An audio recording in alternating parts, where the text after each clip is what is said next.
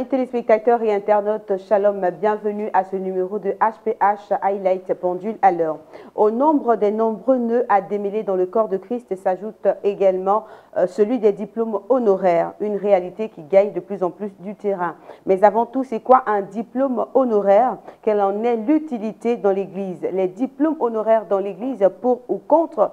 Nous en parlons, décryptage dans ce numéro avec le prophète Don Céleste Nabi, dit le Kohen Gadol adore la poudrière. Rappelons que l'homme de Dieu est pharmacien de formation, spécialiste et défenseur des Saintes Écritures bibliques, conférencier, président membre fondateur de DICEVA, l'Église de l'Évangile authentique. Il est porte-parole de la LCR 2000, la Ligue chrétienne des réformateurs, une ligue engagée pour des réformes profondes dans l'Église ici en Côte d'Ivoire et en Afrique. À cela, il faut ajouter qu'il est panafricaniste, afro-convaincu, engagé, présentement en préparation d'un PhD en leadership dans une université basée aux États-Unis. Encore une fois, bienvenue à toutes et à tous. Shalom, serviteurs de Dieu. Shalom à vous, ma chère sœur.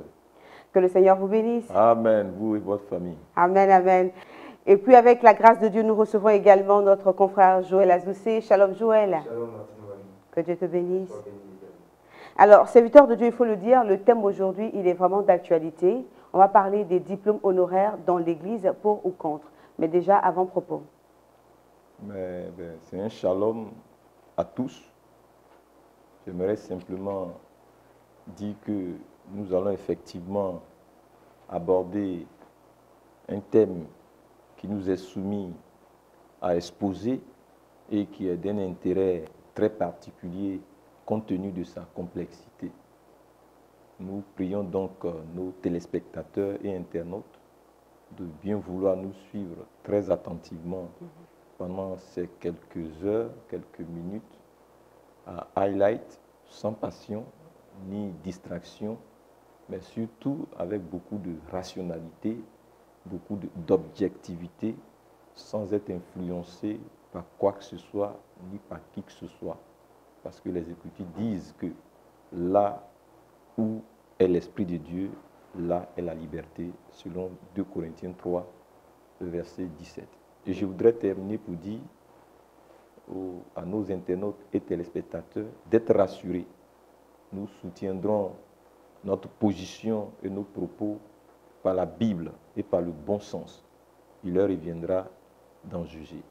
Je suis à vous. D'accord. Alors dites-nous, serviteurs de Dieu, pour être méthodique et pédagogue comme vous en avez l'habitude, quel est le plan que vous allez adopter pour que nous puissions évidemment vous suivre, parce que là, vous allez toucher à une question, on va dire, qui est très sensible. Tout à fait, c'est une question sensible.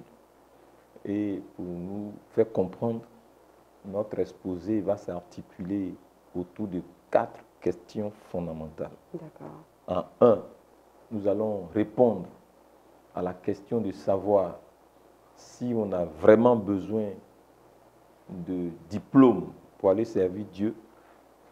Si oui, pourquoi? Sinon, pourquoi pas? Et en comment, en quoi? Voilà, je dis. En 2, nous allons ouvertement nous prononcer sur la question même de ce fait des diplômes honoraires dans l'Église. Savoir s'il faut être pour ou contre. Pourquoi? Pourquoi pas? En 3, nous allons égrener très ouvertement le chapelet des dangers et ou avantages des diplômes honoraires dans l'Église. S'il y en a, lesquels et pourquoi. Et enfin, en 4, nous allons présenter la bonne approche des choses, c'est-à-dire comment devraient normalement fonctionner les choses dans l'Église. Voici un peu le plan de progression que nous allons suivre. Je suis à vous. D'accord. Alors, quelqu'un serait amené de se poser la question, pourquoi est-ce qu'il y a réellement problème parlant des diplômes honoraires dans l'Église? Alors, effectivement, où se trouve le problème pour lequel nous exposons?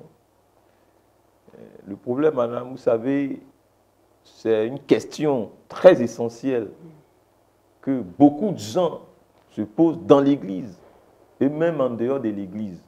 Les chrétiens se le demandent, les pasteurs se posent également à leur niveau des questions.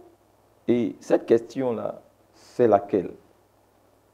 C'est la suivante. A-t-on besoin des diplômes pour servir Dieu? Devrait-on parler diplôme dans l'Église de Jésus-Christ, vu que nous sommes dans un environnement spirituel? Alors, pour ce qui est de la méthodologie que nous allons utiliser pour nous faire comprendre, il s'agira donc pour nous, d'un premier temps, de clarifier la différence qu'il y a entre l'appel et le diplôme. Dans un second temps, d'expliquer de façon assez sommaire ce que c'est qu'un diplôme. Et enfin, de faire valoir les raisons profondes pour lesquelles nous disons que le diplôme a effectivement et dûment sa place dans le service de Dieu, dans l'Église notamment, dans certains domaines très essentiels que nous verrons. Jusqu'à cette étape de mes propos, nous souhaitons que les passions ne soient point déchaînées au risque de biaiser la compréhension de l'information que nous voulons porter à la connaissance de nos internautes et téléspectateurs. Nous souhaitons que nos internautes et téléspectateurs restent zen. Je suis à vous. Alors, vous n'êtes pas sans savoir qu'il y a quand même des autorités ecclésiastiques qui sont titulaires de ce diplôme honorifique. Est-ce que l'exposer comme ça ne va pas justement créer un froid avec ces leaders religieux-là? Non, notre motif n'a jamais été de bousculer les uns et les autres. Notre objectif a été toujours de lever les équivoques et de présenter l'idéal selon les Écritures. Maintenant, aux uns aux autres de faire valoir leur position. Nous ne sommes pas en dictature dans l'œuvre de Dieu, dans le ministère ou dans l'Église. L'Église est un endroit de liberté. Voilà. Vous travaillez avec nous, ça fait maintenant pratiquement 4 ans. Avec ma team, nous sommes à notre 5e, 6e année. Jamais je n'ai mentionné de façon nommer quelqu'un pour saper son image ou le descendre. Pas ça ma motivation. Notre motivation, c'est de porter l'idéal de Dieu à la connaissance de l'Église et de Jésus-Christ. Et aussi à tout le monde entier pour que ceux à qui cet idéal-là correspond l'embrassent pleinement et s'épanouissent dans le plan que Dieu a pour eux. Voilà. Maintenant, ceux qui se sentiront visés, franchement, nous n'avons pas affaire à des personnes normalement. Nous parlons des choses profondes qui, pensons-nous, sont chères au cœur de notre Seigneur Jésus-Christ. Voilà. D'accord. Ma prochaine question, serviteur de Dieu, c'est de savoir, est-ce qu'on a réellement besoin de parler de diplôme dans le cadre de l'Église? Merci, Madame Wali. Pour être très clair d'entame avec vous et pour lever tout équivoque et ambiguïté, il faut commencer très ouvertement, ma chère sœur, par préciser que le ministère chrétien ou le service de Dieu requiert avant et après tout un appel divin authentique. Et cet appel-là, il est irremplaçable, il est non négociable et il est non interchangeable avec quoi que ce soit. Mais le même service de Dieu requiert également tout un package qui va de pair avec l'appel. Et dans ce package-là, il y a notamment l'onction, la vision, le caractère, comment on appelle ça encore, la grâce, le mandat divin, l'autorité, le savoir-faire, les compétences, etc., etc. En cela, il faut préciser qu'en matière de service de Dieu, le diplôme en tant que tel n'est pas une obligation pour tous. Il n'est pas une obligation pour tous. Outre mesure, je veux dire. Tandis que les compétences, quant à elles, le sont. Les compétences sont une obligation. Et d'ailleurs, très absolument. Parce que Dieu ne responsabilise pas des incompétents. Dieu prend la peine de bâtir ses leaders, de bâtir ses éléments, de bâtir ses pions avant de les hisser sur le chéquier. Bien que le diplôme ne soit pas une obligation pour tout le monde et à tous les niveaux, dans le cas particulier de ceux qui sont appelés au ministère de la parole de Dieu, les Saintes Écritures, à travers la prédication et l'enseignement de la Bible, la maîtrise des Saintes Écritures n'est point une option, mais une nécessité absolue. Absolue. Il faut donc à ceux-là qui sont appelés au ministère de la parole absolument maîtriser la méthodologie et la pédagogie de la transmission du savoir biblique doctrinale. Donc la saine doctrine. Dès lors, il intervient bien évidemment et inéluctablement pour ces personnes-là l'exigence et la nécessité d'un appel divin authentique. Mais il intervient également la question de compétences doctrinales, donc intellectuelles et académiques. Et c'est bien à ce niveau-là qu'il y a toute l'équation, je suis à vous. Comment la compétence académique? Non, ça dépend de ce que vous appelez niveau. Parce qu'en réalité, vous savez, quand il y a une comparaison dans le ministère ou dans l'œuvre de Dieu, de sorte à montrer les choses comme s'il y a des gens qui sont appelés à un certain niveau et les autres n'y arriveront jamais, moi je pense que ce n'est pas juste. Le niveau auquel Dieu t'a appelé, c'est ton top niveau. Je comprends bien. Si Dieu t'a appelé à évangéliser, c'est ton top niveau, c'est en cela. Si tu as appelé à être un leader, c'est là que se trouve ton top niveau. Bien sûr, dans l'excellence de ton ministère. Mais on ne peut pas dire que parce que quelqu'un n'est pas fondateur d'une église, donc il est en bas de l'échelle. Absolument pas. Ce n'est pas comme ça qu'il faut voir les choses. Par contre, nous disons que si quelqu'un est appelé au ministère de la parole de Dieu, à travers la prédication et l'enseignement, celui-là, ça ne sera pas sérieux pour lui de ne pas avoir la maîtrise des Saintes Écritures.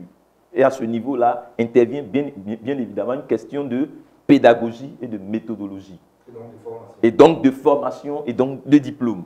Je suis à vous. Alors, en ce qui concerne la Bible des serviteurs de Dieu, est-ce que cela est clairement prouvé dans la Bible qu'on a besoin de diplôme, qu'on a besoin de compétences et de toutes ces choses? Merci.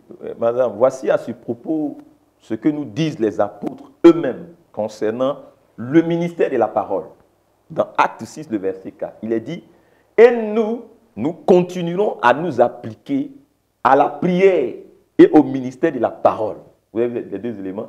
Donc, le rôle des apôtres, c'est quoi? D'abord, la prière et le ministère de la parole. Donc, eux-mêmes doivent avoir une vie de prière. Et parce que c'est dans la prière qu'ils affinent leur connexion avec Dieu, qu'ils se ressourcent spirituellement, qu'ils se chassent spirituellement, afin de pouvoir transmettre au peuple. Donc, ils ont besoin eux-mêmes d'avoir une vie de prière, mais aussi ils ont besoin d'avoir le temps de prier pour les âmes. De prier pour les âmes. Et ensuite, il est dit, le ministère de la parole, là c'est clair, là. Deux fonctions essentielles sur lesquelles ils ont décidé de mettre l'accent. La prière et le ministère de la parole. Mais laissez-moi vous dire que de nos jours, ces deux éléments-là sont vraiment, vraiment négligés dans nos milieux chrétiens. Donc, très, très négligés.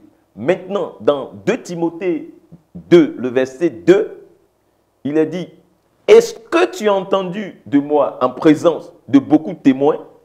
Confie-le à des hommes fidèles. » Quand on dit un homme fidèle, c'est quoi? C'est qui? C'est-à-dire, c'est des hommes qui ont fait leur preuve en matière de valeur, notamment ici la fidélité. C'est-à-dire, ils ont été constants dans le temps, dans leur foi, dans le vécu de leur foi. Le deuxième élément, il est dit ici, qu'ils soient capables de l'enseigner. Là, ici, il est question des hommes qui sont comment compétents, ayant fait leur preuve en matière de maîtrise doctrinale. Donc, ayant la méthodologie et la pédagogie de l'enseignement qui l'ont été transmises par leur maître prédécesseur, ici en l'occurrence, Paul, s'adressant ici à Timothée. Et là est justement toute la question. Alors, comment jauger et juger cette aptitude au ministère de l'enseignement? Comment sous-peser et certifier cette aptitude pédagogique et méthodologique?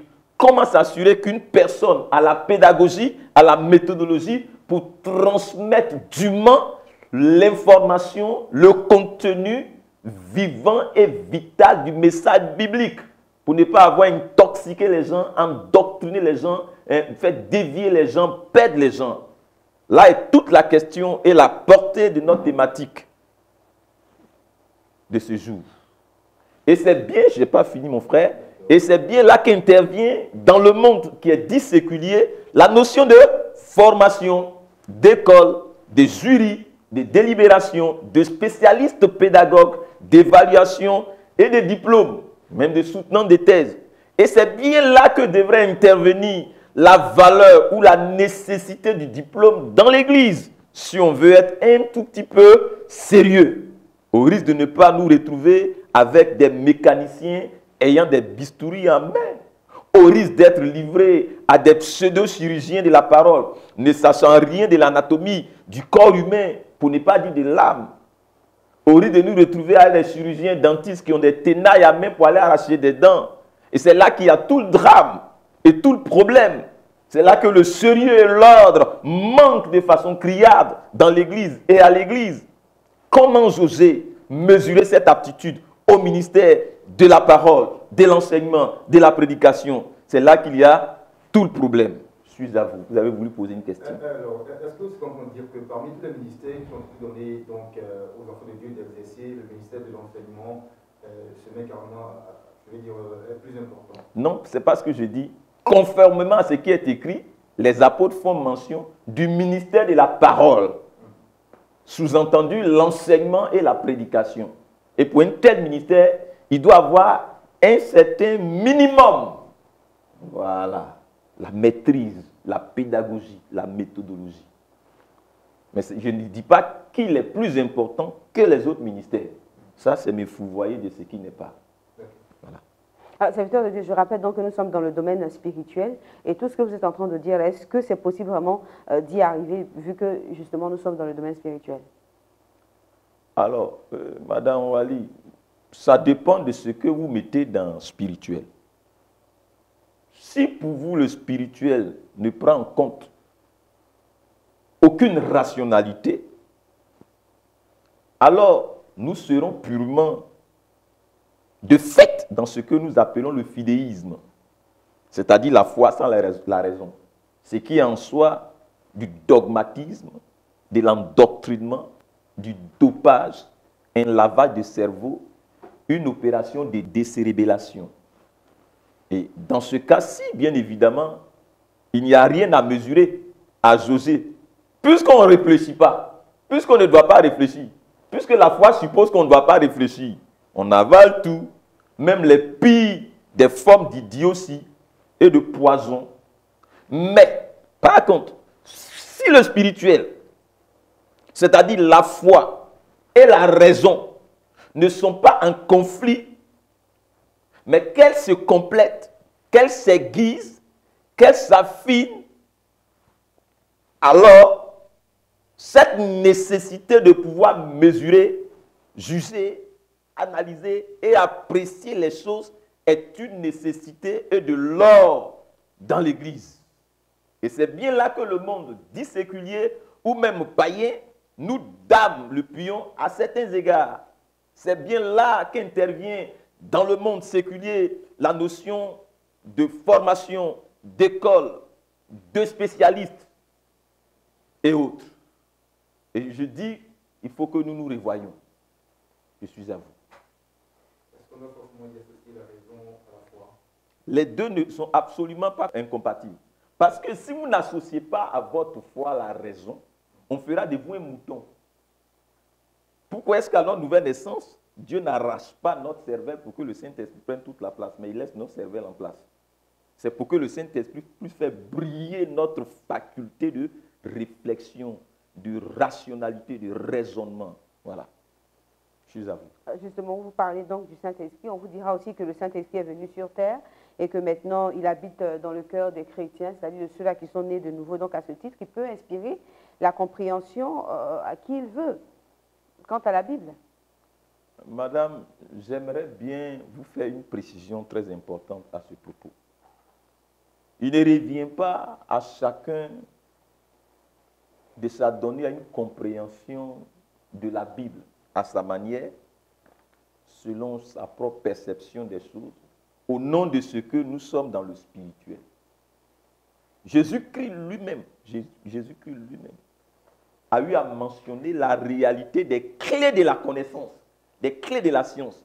Dans Luc 11, le verset 52, il est dit, vous avez enlevé les clés de la connaissance, dans nos versions, il est dit, les clés de la science. Et même après la venue du Saint-Esprit, le Seigneur n'a pas aboli la nécessité de la pédagogie.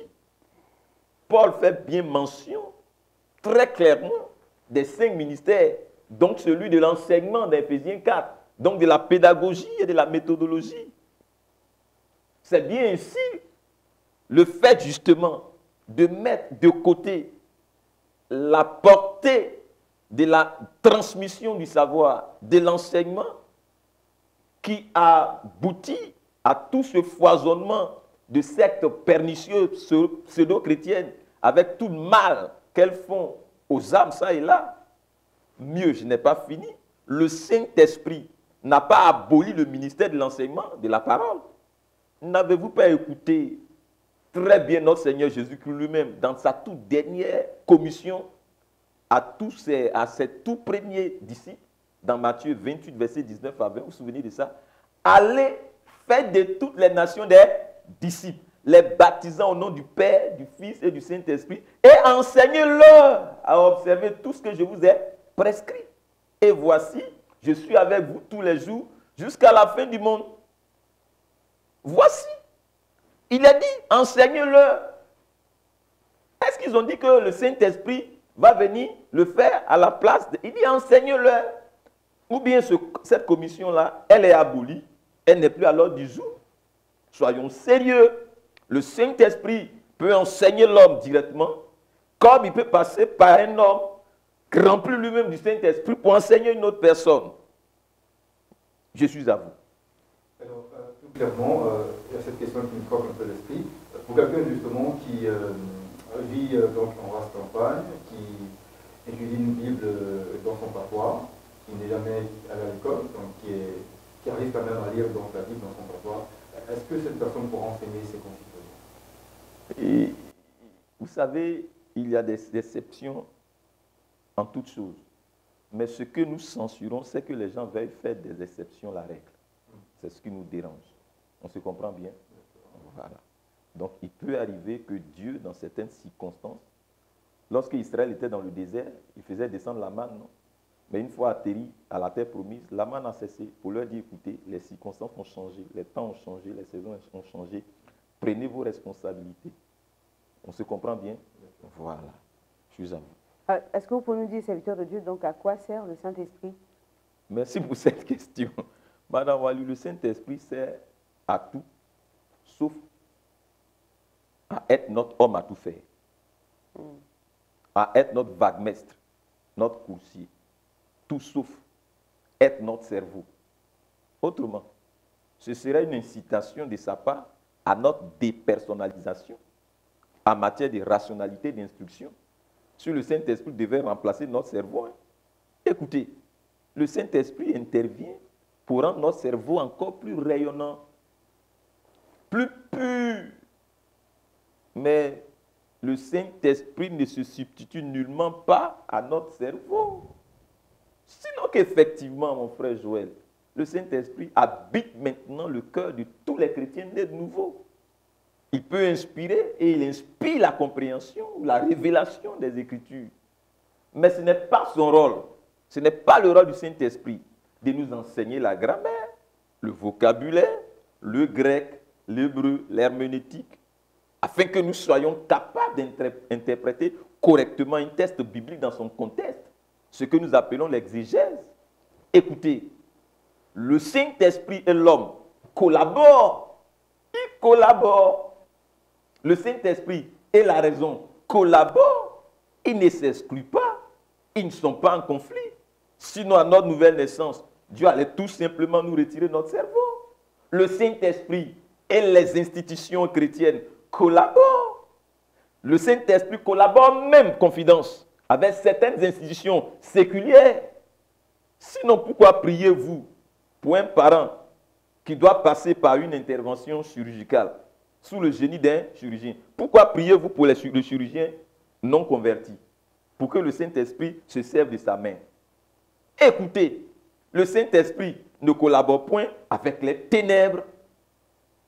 N'avez-vous pas vu qu'à la création, la toute première des choses que le Saint-Esprit a fait, c'est d'appeler la lumière à l'existence?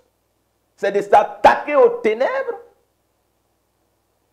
en séparant la lumière d'avec les ténèbres. Mais allez-y lire dans Genèse 1, le verset 1 à 4.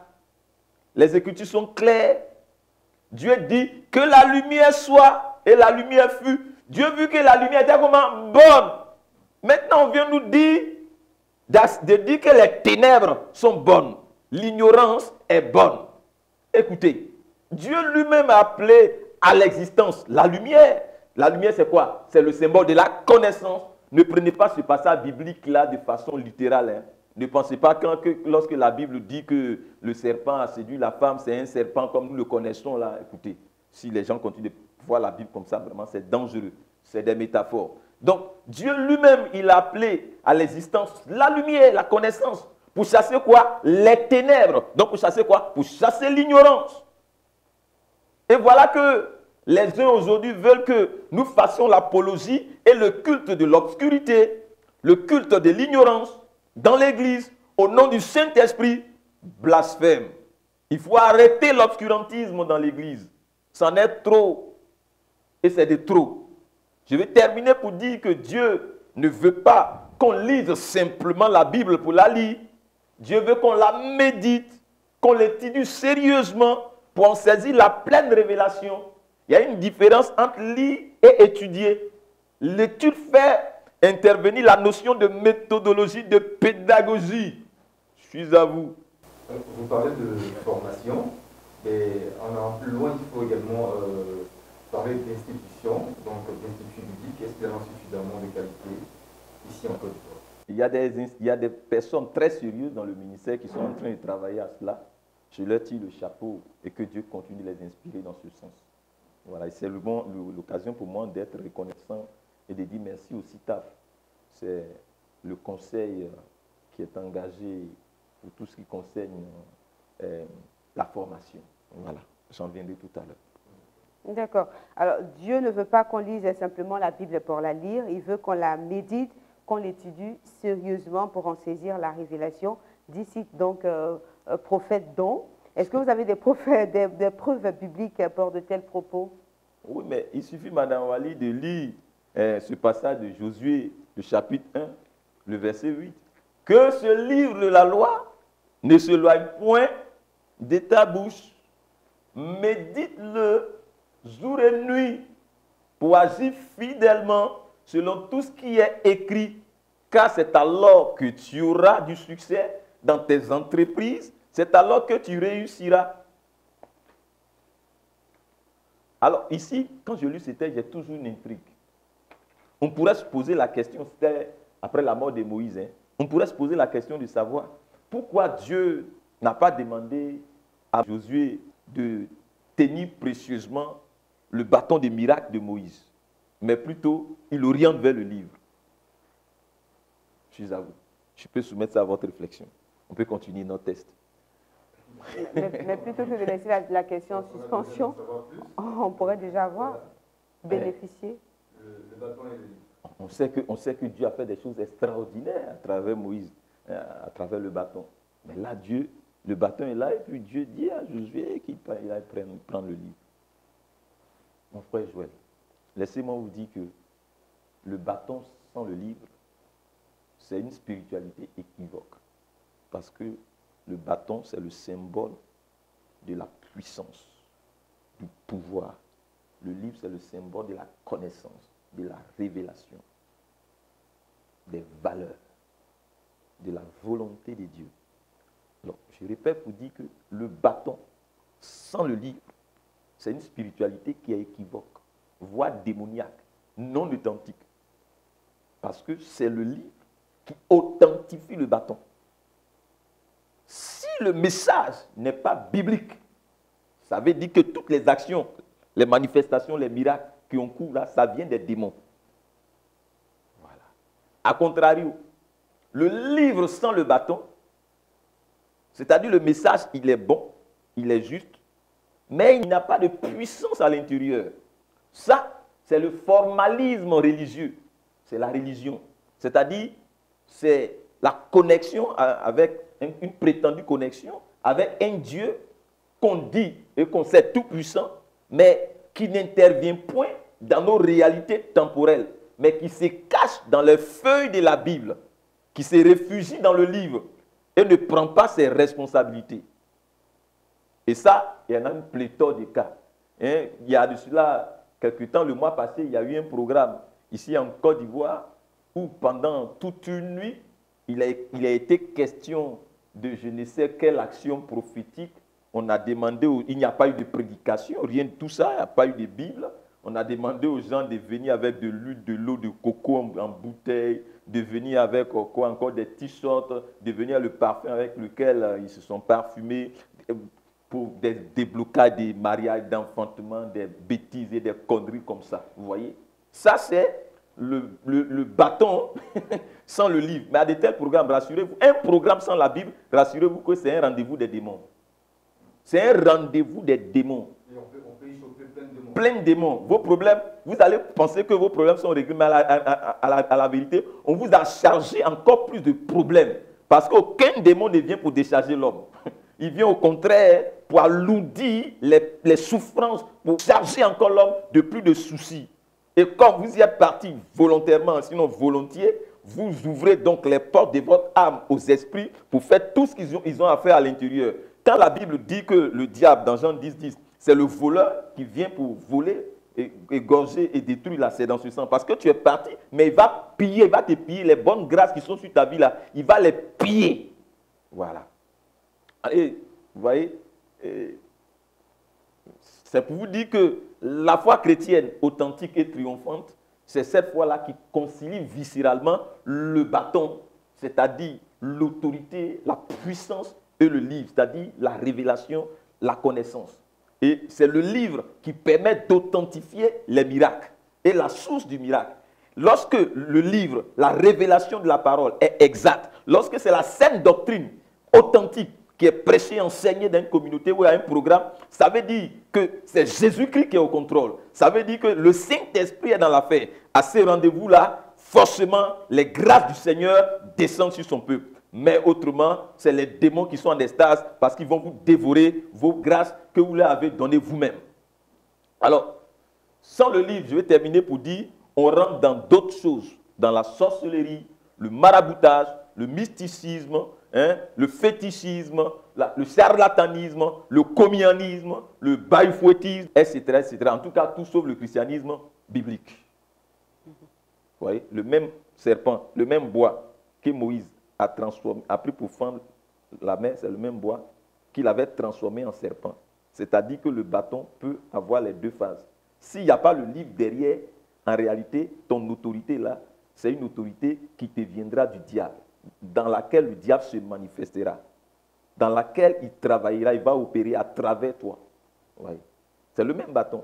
Pour preuve, les magiciens de Pharaon aussi ont transformé leur bâton en serpent. Donc ce n'est pas le fait des miracles qui authentifie la présence de Dieu. Ce qui authentifie la présence de Dieu, c'est le livre, la saine doctrine. La saine doctrine. Sinon, si c'est les manifestations, le diable aussi en fait plein. Mais c'est des manifestations mensongères, exactement comme celles qu'ont fait les magiciens de Pharaon. Je suis à vous.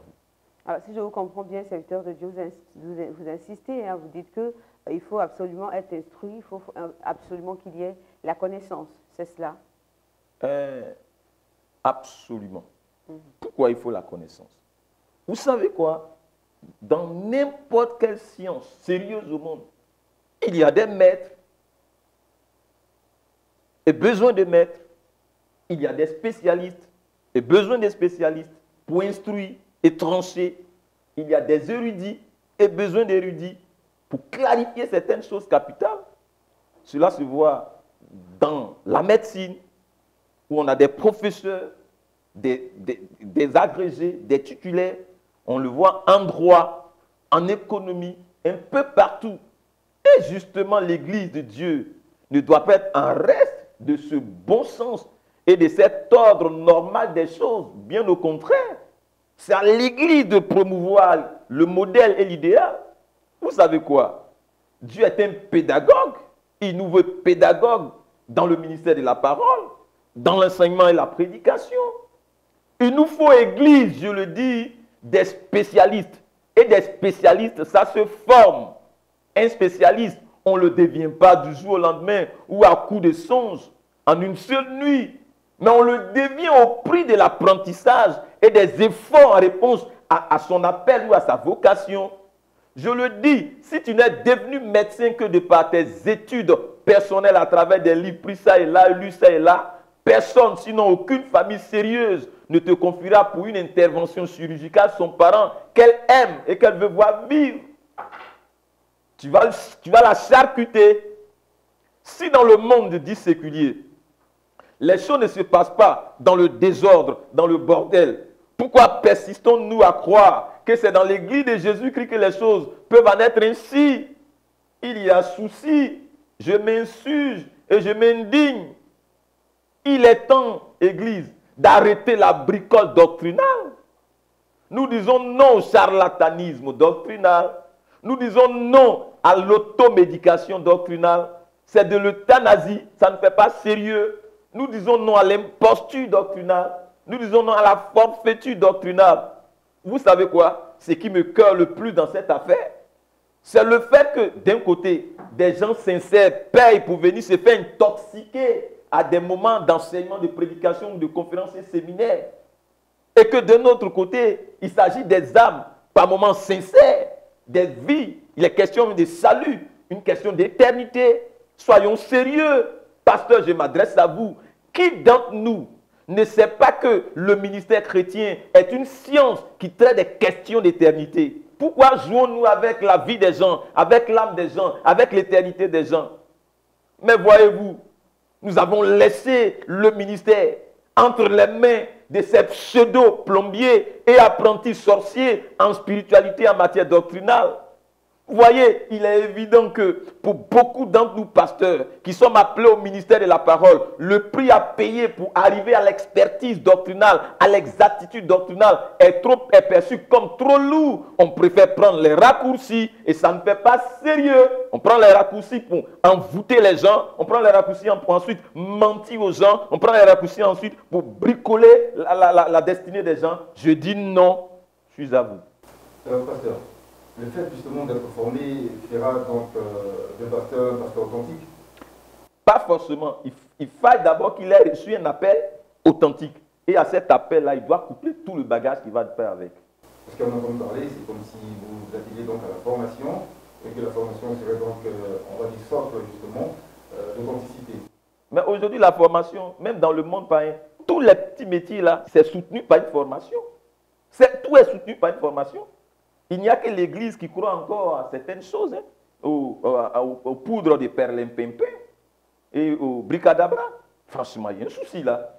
Ce que je dis, je ne suis pas en train d'instituer la formation comme étant la garantie de l'appel, ou bien l'élément qui donne je vais dire, la supériorité dans l'office ministériel. C'est parce que je dis qu'il y a des appels qui exigent nécessairement la formation. Il y a des ministères qui exigent nécessairement la formation. Tu ne peux pas vouloir aller enseigner la parole de Dieu alors que toi-même tu ne la connais pas, mais il y a un souci. Et là, je parle en particulier du ministère de quoi? De la parole. Je suis, moi, dans le ministère de la parole, étant prophète du Seigneur Jésus-Christ. Donc, il y a d'abord l'appel, et on l'appel. associe la formation. La formation. Au ministère de l'enseignement. Absolument. Voilà, je suis à vous. Alors, dites-nous, serviteurs de Dieu, je rappelle à l'endroit de nos chers téléspectateurs que nous parlons aujourd'hui de diplôme honoraire dans l'Église, pour ou contre. Alors, pourquoi alors cette triste réalité, serviteurs de Dieu, au niveau de... Parce qu'il y a des intérêts, n'est-ce pas, pour la formation, pour des études sérieuses et approfondies dans les Saintes Écritures, de la part des serviteurs de Dieu. Je ne comprends pas, vous pouvez reprendre votre question. Pourquoi est-ce qu'il y a donc cette triste réalité qu'on constate? Les serviteurs de Dieu sont vraiment désintéressés quant à la formation, quant à des études sérieuses, n'est-ce pas, dans les Saintes Écritures. Écoutez, Madame Wali, les pasteurs, pas eux tous, hein, mais pour certains, ils veulent être les seuls chirurgiens professionnels diplômés qui ignorent la nécessité du bistouri en tant qu'instrument de travail. Nous, pasteurs, quel est notre instrument de travail? C'est la Bible. Il veut être des chirurgiens qui pensent que le bistouri, on l'utilise comme bon nous semble. pourvu que ça fende le corps de l'homme. Il veut des chirurgiens dentistes ayant des tenailles en main pour aller arracher les dents. Mais ça ne fait pas sérieux. Et c'est même inquiétant. Vous voyez, beaucoup d'entre nous n'ont reçu aucun appel en la matière. Mais ils s'y sont invités. Et ils continuent de s'y inviter à cause du prestige et du gain, je ne sais lequel. Et pour les quelques-uns qui ont reçu un appel divin authentique au ministère, bon nombre d'entre eux sont en train d'opter très tristement pour l'à peu près, pour la médiocrité et pour les raccourcis à travers justement les diplômes honoraires. Et là, nous disons qu'il y a un souci. Et si nous ne réagissons pas dès maintenant, mais demain, ça sera la catastrophe, hein. Ça sera l'hécatombe. Et en tant que prophète, je suis là pour sonner la trompette, pour sonner l'alarme, pour que les leaders appelés au ministère de la parole reviennent au bon sens. Je suis à vous. Justement, en quoi est-ce que les diplômes honoraires peuvent être justement des problèmes pour vous? Ne vous inquiétez pas, nous sommes là pour ça. D'accord. À ce niveau de vos propos, serviteurs de Dieu, est-ce qu'on pourrait déjà avoir un petit résumé? Alors, merci.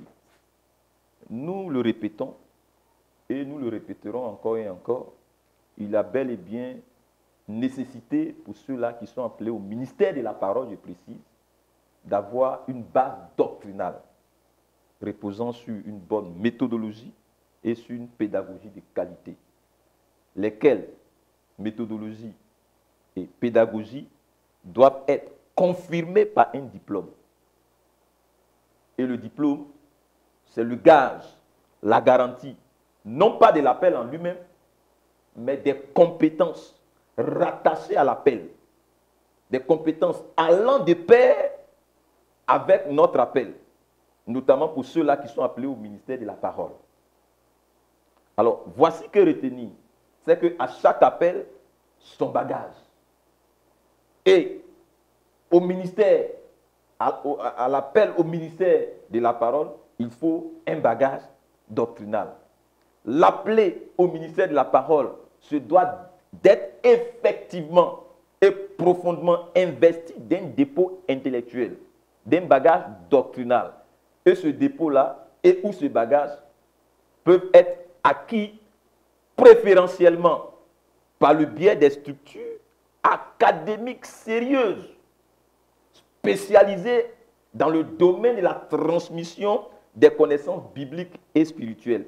Et il y en a, lesquelles structures sont qualifiées pour délivrer des diplômes valant preuve de la somme des compétences dûment acquises par de telles personnes.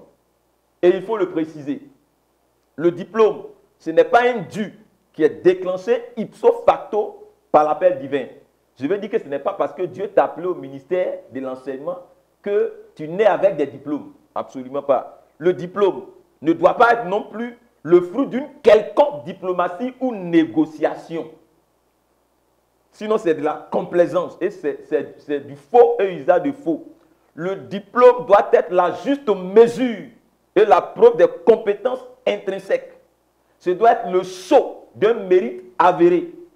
Et c'est bien là que se trouve toute la portée de la deuxième partie de cette thématique, savoir les diplômes honoraires dans l'Église, pour ou contre, selon vous, votre préoccupation de tout à l'heure. Pour l'heure, nous disons et maintenons simplement que ceux qui sont appelés au ministère de la parole, pour eux, le bagage doctrinal n'est pas une option, mais une nécessité, pour ne pas dire une obligation, un droit, il faut le voir comme un droit. C'est une nécessité parce que Dieu ne veut pas simplement qu'on lise la Bible pour la lire. Je l'ai dit, il veut qu'on la lise, qu'on la maîtrise, qu'on ait le contenu exact, qu'on en ait la bonne révélation. Voilà ce que Dieu veut. Et justement, il revient très particulièrement à ceux-là qui ont reçu l'appel au ministère de la parole. Il leur revient la responsabilité de faciliter cette compréhension, cette fluidité dans la compréhension des Saintes Écritures sous la puissance du Saint-Esprit.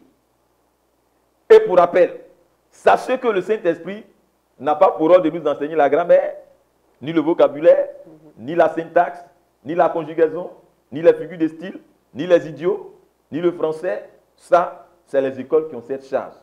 Le bon sens voudrait donc, bien évidemment, qu'on aille à l'école pour s'équiper en la matière. Si on veut être cohérent, si on ne veut pas devenir un charlatan sorti de l'école des marabouts. Je suis à vous.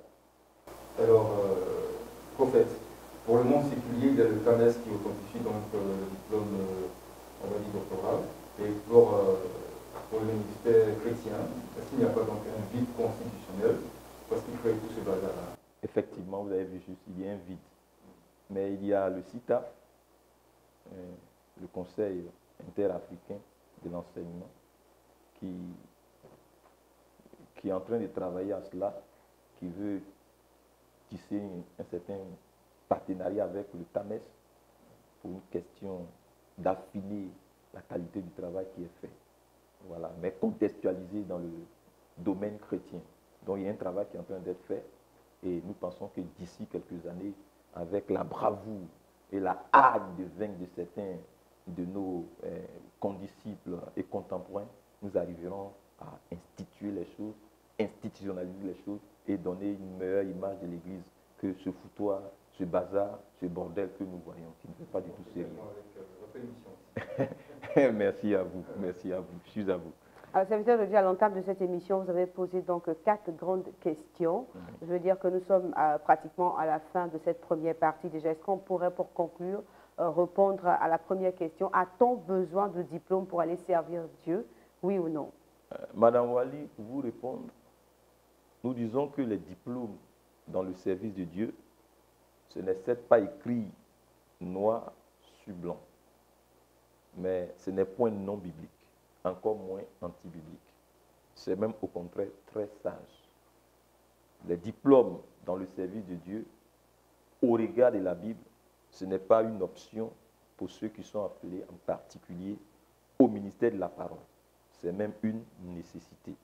Et même si le diplôme, en tant que parchemin ou papier, n'est pas exigé explicitement dans la Bible, les compétences, quant à elles, elles le sont. Dieu a toujours bâti ces éléments avant de les envoyer. Le fait de les bâtir, c'est une qualification qu'il leur donne. Il suffit simplement donc de formaliser la chose à travers un parchemin, ce que nous appelons un diplôme. Donc, il est certes vrai que cette question, comme vous l'avez dit tout à l'heure, de réglementation des choses, quant aux conditionnalités d'exercice pour ceux qui sont appelés au ministère de la parole, n'a pas encore un modèle standardisé, explicitement donné ou révélé par la Bible et qui a exécution dans notre présent monde.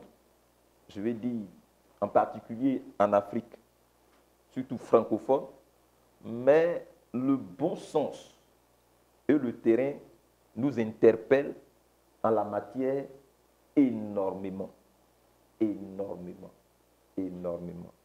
Il nous revient donc, en tant qu'Église, en tant que des gens habités par l'Esprit de Dieu, de nous laisser guider par la sagesse de Dieu, afin de pouvoir mettre sur pied des institutions inspirées par Dieu qui vont nous éviter le désordre, le bordel et le chaos. Des institutions qui vont contribuer à assurer à l'Église une certaine stabilité, crédibilité, honorabilité et pérennité. Il nous revient de bien organiser les choses, de formaliser dûment les choses pour éviter que le laisser-aller et le vide institutionnel dont vous avez parlé tout à l'heure, le vide institutionnel des choses ne continue de favoriser, d'accentuer et d'amplifier l'imposture, la forfaiture et l'invasion de l'Église par les ennemis de l'intérieur, n'ayant reçu aucun appel ni aucune qualification pour le ministère. Et un tel impératif, ce n'est point une réalité nouvelle en soi, ni une innovation. Nos prédécesseurs nous en ont laissé un bon témoignage. Je suis à vous. Comme vous disiez, il nous revient. Hein, cela veut dire que vous faites appel justement au corps de Christ. Absolument. C'est un projet qui ne pourra se faire sans union, sans rencontre. Est-ce que vous croyez que c'est possible? C'est possible. C'est très, très possible. Il suffit, nous l'avons dit, il suffit aujourd'hui de nous accorder sur l'essentiel de la doctrine. Et nous nous éloigner de tous les points superficiels, de tous les éléments, je dirais, socio-culturels qui pourraient nous diviser. Voilà, je vais dire que dans une assemblée, on met un foulard en tant que femme pour aller à l'église et que dans une autre, on n'en met pas, il n'y a pas de souci. Le foulard n'amène pas au ciel, le foulard n'empêche pas d'aller au ciel. Donc si on s'accorde sur l'essentiel de la saine doctrine, sur ce socle commun sur lequel nous serons entendus, on peut s'unir et faire de grandes choses. C'est possible. C'est parce que la question de la doctrine a été évitée, surtout faute de compétences et surtout parce que la doctrine même est un problème pour les faux, vu que la doctrine les dévoile. Donc, ils ont passé la question de la doctrine sous silence pour que dans ce vide et dans ce bazar-là, dans ce foutoir-là, tout et n'importe quoi se mette en place et se réalise dans l'Église. Mais nous allons les dégommer. Rassurez-vous, je suis en.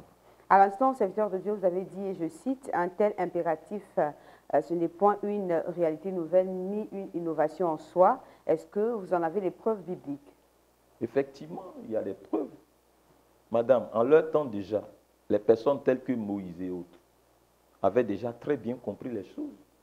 Elles ont résolument pris leurs responsabilités. Lisez dans Exode 18, à partir du verset 17 au verset 24. Sous le conseil de Jéthro, son beau-père, Moïse a mis sur pied, sous sa proposition, une organisation qui lui a allégé la tâche. C'est pas ça? Une organisation. Il y avait un profil d'homme que Jéthro a défini à Moïse. Un profil. C'est un profil. Donc c'est possible. Il y a un profil. L'Église aujourd'hui doit travailler avec un profil. Plutôt que de vautrer dans les complaisants, dans les affaires tribales et ethniques là, une église dans laquelle tous les diacres sont du même bord ethnique, tous les anciens sont du même bord ethnique, le premier pasteur, ça ne fait pas sérieux, ça ne fait pas sérieux. Nous devons travailler en termes de profil et compétences, en termes de positionnement selon Dieu et de compétences. Le deuxième exemple, c'est dans Actes, le chapitre 6, à l'institution du diaconat, Actes 6, verset 1 à 7, où les apôtres ont dit, il n'est pas bon que nous délaissions le ministère de la parole et la prière pour nous attacher au service de la table. Vous voyez? Donc, ils ont mis sur pied une organisation. Ils ont choisi des personnes répondant à un profil, dont Étienne et Philippe. Et ces personnes ont été établies comme des diacres pour piloter les affaires, je dirais, temporelles de l'Église, pour que les apôtres s'occupent des questions hautement spirituelles, des questions de doctrine et autres. Voici, il y avait une organisation qui a été mise en place, il y avait un profil. Et ce profil-là permettait donc de coopter, positivement parlant, certaines personnes, de composer avec certaines personnes, de responsabiliser certaines personnes. Voilà, ce n'était pas sur des bases ethniques, parce qu'il y avait déjà conflit entre les hellénistes et les juifs. Donc, on ne peut pas, vous voyez, là où il y a ségrégation, là où il y a favoritisme, parce que le motif du palabre qui prévalait, c'était une question les gens disaient qu'il y avait du favoritisme. Vous voyez. Donc aujourd'hui, il faut abandonner tous ces travers dans l'Église. Il faut abandonner tous ces travers dans l'Église pour aller à quelque chose de sérieux. De sérieux. Et la Bible dit dans Acte 6, le verset 7, là, la parole de Dieu se répandait de plus en plus, le nombre des disciples augmentait beaucoup à Jérusalem et une grande foule de sacrificateurs obéissaient à la foi. Vous voyez. Donc quand il y a une organisation, quand quelque chose est bien structuré, dûment formalisé, dûment stratifié positivement parlant, vraiment le Saint-Esprit se meut, l'évangile prospère, le Dieu entre en scène. Dieu ne se manifeste pas dans le bazar, dans le désordre, dans le bordel. Les gens qui restent là disent que trop d'organisation limite l'onction. Mais c'est démoniaque d'avoir de telles pensées. Dieu est trop organisé. Dieu est trop organisé. Regardez le sacerdoce lévitique, comment les choses étaient organisées. Regardez même le ministère des apôtres. C'est maintenant qu'il y a du tout et n'importe quoi dans l'Église. Et c'est pour cela même que le Saint-Esprit, il a voyagé, et puis nous regarde faire n'importe quoi, on pense qu'il est avec nous. C'est la chair qui est en pleine manifestation dans nos assemblées mal structurées. où il n'y a que du folklore. Je vous ai pris l'exemple de Moïse. J'ai pris aussi l'exemple, ça c'est l'Ancien Testament, j'ai pris l'exemple des apôtres dans le Nouveau Testament. Et je lui ai dit, c'est bien là que le Saint-Esprit nous veut. C'est ce qu'il a fait à travers les apôtres. Il y a eu inspiration d'une organisation efficiente. C'est pas ça?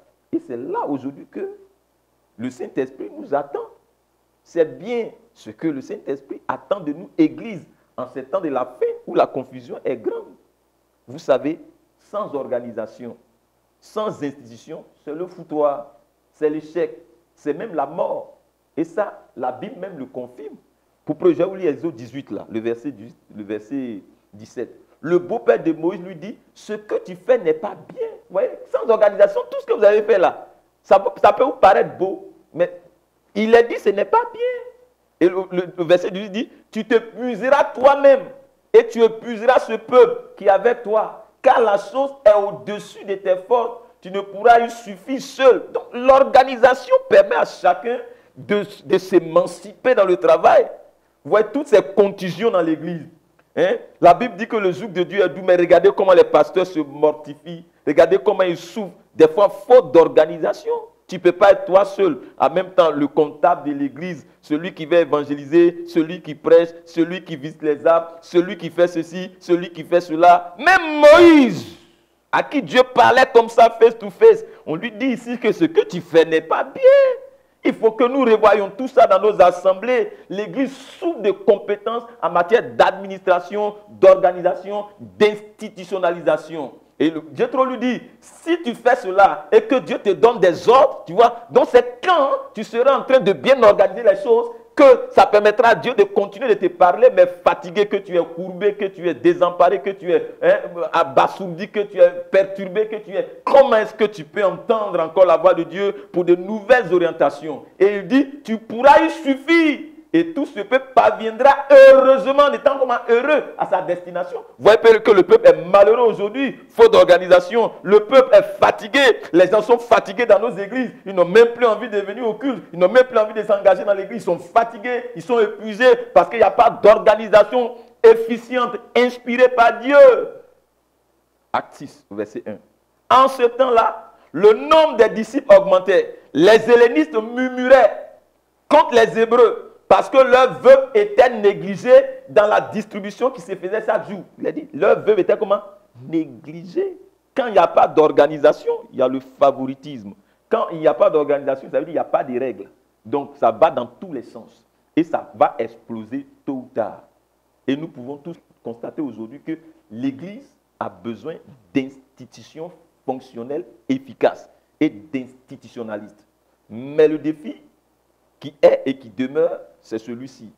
Qui va institutionnaliser quoi? Et sous quelle inspiration? Selon quel mandat? Je vais m'arrêter là, je suis à vous. C'est une question qui mérite réponse. Oui, je vais en venir. D'accord, alors on va terminer, un serviteur de Dieu, on va clôturer donc ce chapitre. Un mot de fin? Merci à vous deux, merci aux téléspectateurs internautes. Pour parachever notre argumentaire, retenez que oui, l'appel au ministère, il le faut. Les compétences, il le faut. Les qualifications, il les faut. Les preuves tangibles de qualification en réponse à un appel, il les faut. Le diplôme dans l'œuvre de Dieu, il le faut à certains égards, notamment et très particulièrement, et même absolument pour ceux-là qui sont appelés au ministère de la parole. Seulement, que cela soit très clair pour tous, aucun appel n'est déclenché par aucun diplôme. Aucun diplôme ne déclenche un appel. Le diplôme ne vient point pour confirmer ou infirmer notre appel. Mais le diplôme vient pour nous parfaire ou nous perfectionner dans l'exercice de notre appel, notamment pour ceux-là qui sont appelés au ministère de la parole. Le diplôme vient pour nous rendre plus percutants dans l'exercice de notre ministère. Si bien sûr, ce diplôme-là, il est dûment acquis et mérité. Parce que les tricheurs feront échec sur le terrain. Les tricheurs seront médiocres sur le terrain. Ils ont de gros diplômes, mais ils sont médiocres sur le terrain. Sans certaines compétences, internautes, téléspectateurs, pasteurs, rassurez-vous, sans certaines compétences, certains ministères demeureront stériles et non productifs. Cela peut se terminer par les frustrations et la confusion. Shalom à vous. Voilà. Merci beaucoup, serviteur de Dieu. Merci également à toi, Joël Azoussé. Merci à vous. Que le nom du Seigneur soit béni. Amen. Sur ce, nous voulons dire au revoir à nos chers amis internautes et téléspectateurs. Nous ne sommes pas à la fin de cette émission, bien au contraire, nous parlons de diplôme honoraire dans l'Église. Pour ou contre, il faut savoir que les émissions à venir nous permettront de répondre aux différentes questions qui ont été posées à l'entame de cette émission. Cela dit, on a bien pris note de ce que la formation est nécessaire pour acquérir les outils, n'est-ce pas, pour accomplir efficacement le ministère auquel le Seigneur nous a appelés. On se retrouve très prochainement par la grâce de Dieu pour la suite de cette thématique. Portez-vous bien. Shalom. Shalom.